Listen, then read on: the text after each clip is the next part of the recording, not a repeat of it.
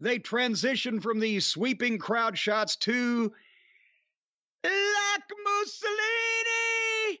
It's our man, Phil. And he's back and he's going to raise some hill. Oh. Well, I couldn't call him Phil, could I? Pathetic. But anyway, ladies and gentlemen, this review is brought to you by the official Cornette Face t-shirt, available at jimcornette.com. Wear it to collision tapings and CM Punk will wink at you. Now back to our review. So it was a huge ovation, and he brought the bag with the belt that he never lost, his wrestling shoes around his neck, and his first words were basically, I'm tired of being nice. No more Mr. Nice Guy for the Punkster. And this is the professional wrestling business. And he put over Chicago and the fans. He started the first of several times that he said what may be a new trademark. I don't like the word catchphrase. It's so a trademark line for him. Tell me when I'm telling lies,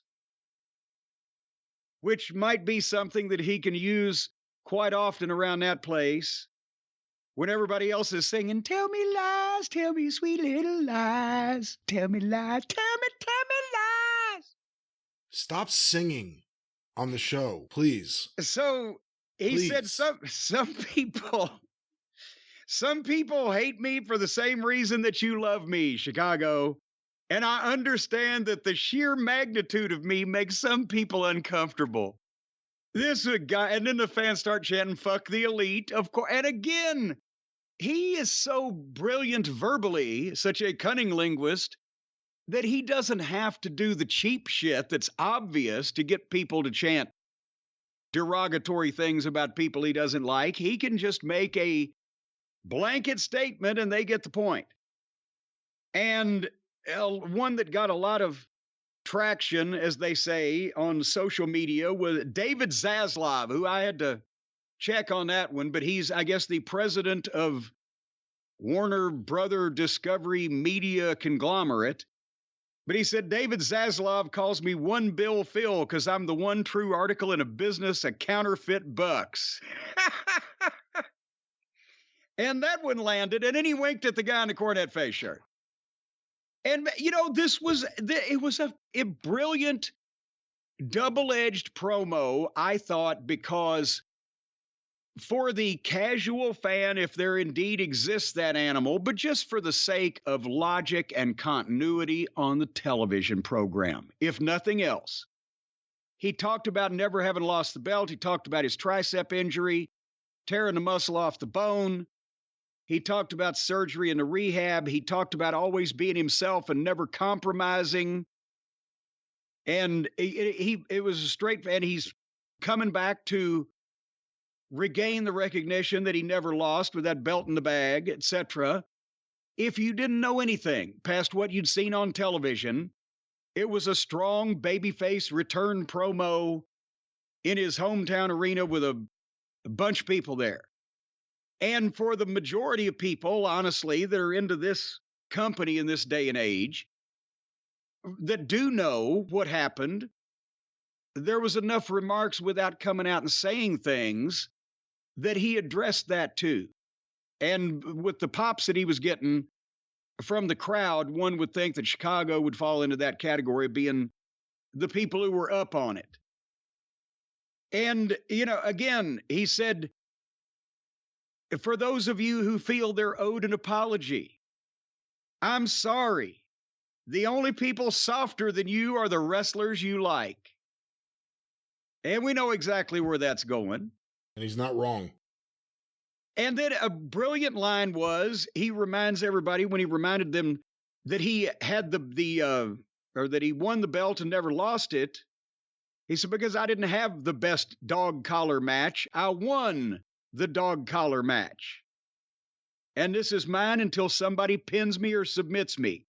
And until somebody can fill these boots, they belong on my feet. Mic drop. Boom. 12 minutes. He had them on the edge of their seats. They liked everything he said. It was well done. It hit all the right spots.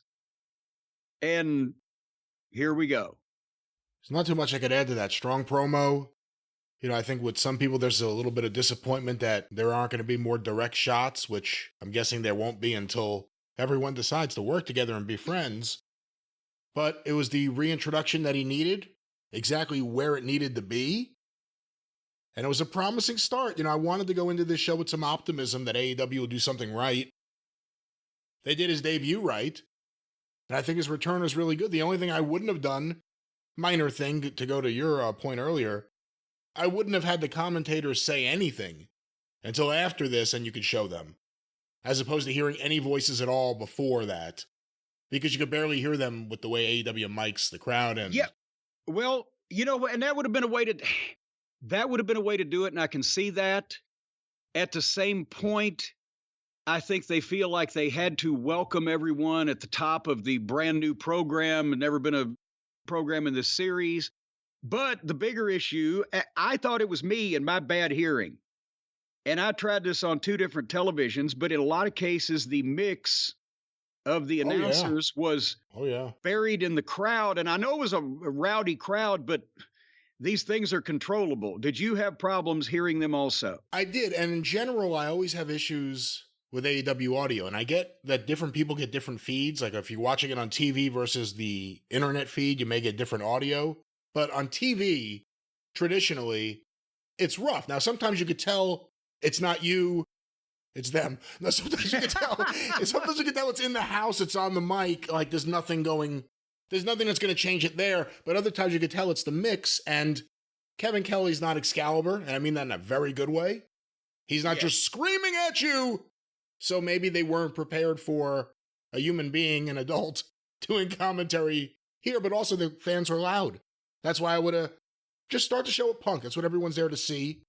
Start it with Punk, then go to the commentators.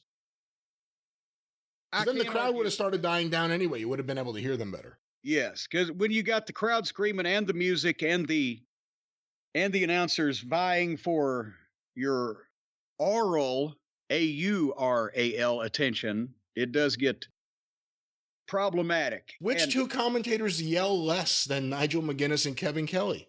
Well, and I mean that in a good way. I'm not saying that in a bad way. Well, Ian Riccaboni and Caprice Coleman. That's true. And so now there are 2 accomplished announcing teams out there floating around in the wrestling industry. One is now finally employed in AEW, Nigel McGuinness and Kevin Kelly. And hopefully our friend Ian Riccaboni and his sidekick Caprice Coleman will land somewhere that we actually care about watching. Yeah, on Wednesday Night Gorilla, whatever that show is. Yeah.